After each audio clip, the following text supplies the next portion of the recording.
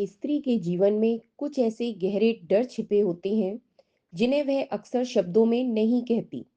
लेकिन ये डर उसके हर रिश्ते, हर निर्णय और हर प्रतिक्रिया में झलकते हैं। ये डर साधारण नहीं होते, बल्कि उसकी आत्मा के सबसे नाजुक हिस्सों से जुड़े होते हैं। सबसे गहरा डर स्त्री के भीतर यह होता है कि कहीं उसे अस्वीकार न कर दिया जाए, कहीं उसकी बातें अनसुनी ना कर दी जाएं और कहीं उसका सम्मान ना छीना जाए।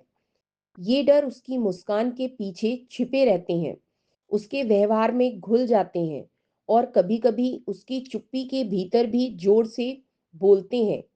सच तो यह है कि स्त्री को जीतने की जरूरत नहीं होती, उसे बस इतना चाहिए होता है कि कोई उसके इन डर को समझे और बिना शर्त उसे स्वीकार करे।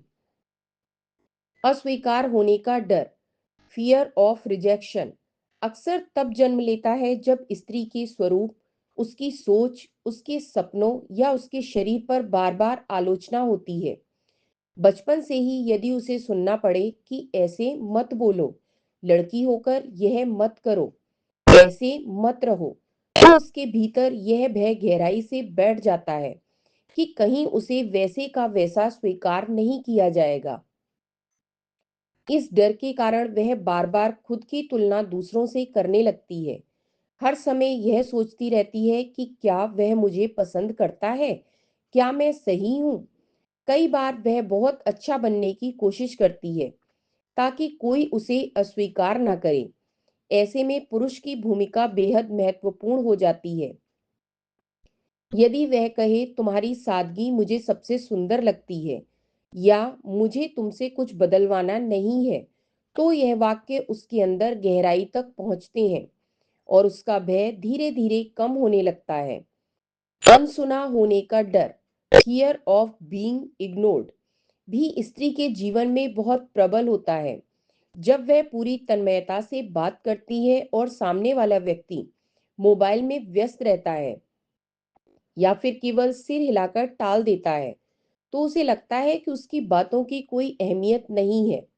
यही कारण है कि वह बार बार पूछती है, तुम सुन रहे हो ना? और जब उसे लगता है कि उसे अनदेखा किया जा रहा है, तो वह अचानक गुस्सा हो जाती है या रूठ जाती है। यह गुस्सा दरअसल उसके भीतर के डर की चीख होती है। पुरुष यदि सचमुच इस डर को मिटाना चाहता है, तो उसे केवल सुनना नहीं, बल्कि उसकी बातों में शामिल होना चाहिए। जैसे कहना, अच्छा, फिर तुमने क्या किया, या तुम्हें कैसा लगा। ये छोटे छोटे प्रश्न उसे यह एहसास कराते हैं कि वह देखी जा रही है, सुनी जा रही है और महत्व रखती है। तीसरा डर होता है अपमानित होने का, फियर ऑफ डिसरेस्पेक्ट। यह तब जन्म लेता है जब उसकी भावनाओं को ड्रामा या ओवर रिएक्शन कहकर खारिज कर दिया जाता है।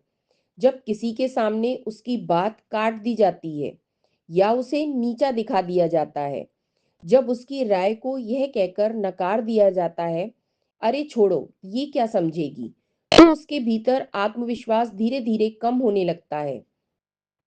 इस डर की वजह से वह या तो चुप हो जाती है या हर चीज में इतनी सावधानी बरतने लगती है कि कहीं कुछ गलत ना कह बैठे। पुरुष यहाँ भी अहम भूमिका निभा सकता है।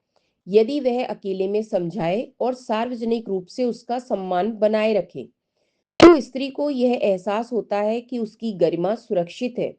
यदि पुरुष कहे तुम्हारी बात ने मुझे सोचने पर मजबूर किया या मैं तुमसे सीखता हूं, तो स्त्री को यह महसूस होता है कि उसकी आवाज वास्तव में मायने रखती है। पुरुष अक्सर इन डर को देख नहीं पाते क्योंकि स्त्री इन्हें ज्यादातर भीतर ही जज्ब कर लेती है। समाज ने उसे सहनशील और समर्पित बना दिया है, इसलिए वह अपने डर को जाहिर करने के बजाय दबा लेती है। पुरुष आमतौर पर केवल स्पष्ट शब्दों पर प्रतिक्रिया करते हैं, लेकिन स्त्री के संकेत अक्सर बिना शब्दों के होते हैं। यही वजह है कि उसके सबसे गहरे डर अक्सर पुरुष की नजर से छिपे रह जाते हैं। एक स्त्री तब नहीं टूटती जब कोई उसे छोड़ देता है, बल्कि तब टूटती है जब कोई उसके डर को समझने की कोशिश नहीं करता। यदि पुरुष उसे भावनात्मक सुरक्षा देना चाहता है, तो सबसे पहले उसे न्याय के बजाय सहानुभूति देनी होगी। जब वह अपना डर या चिंता बताती है तो यह मत कहिए कि ऐसा कुछ नहीं होगा या तुम बेवजह सोच रही हो, बल्कि कहिए तुम्हारी भावना जायज़ है, मैं तुम्हारे साथ हूँ। इसके अलावा उसे बार बार यह एहसास कराइए कि उसका मूल्य और उसकी गरिमा आपके जीवन में कितनी अहम है।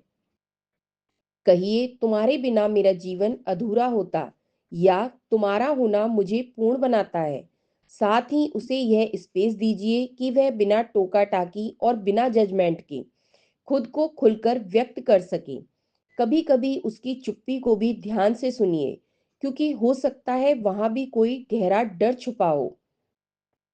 निष्कर्ष यही है कि स्त्री प्रेम से अधिक सम्मान और स्वीकृति के लिए तरसती है। जब पुरुष उसे बिना शर्त सुनता है, समझता है और अपनाता है, तभी स्त्री अपने सारे डर छोड़कर पूरी तरह खुल जाती है। उसकी आत्मा का सबसे गहरा हिस्सा तभी मुस्कुराता है जब उसे यह एहसास होता है कि मैं जैसी हूँ वैसी ही पूरी हूँ।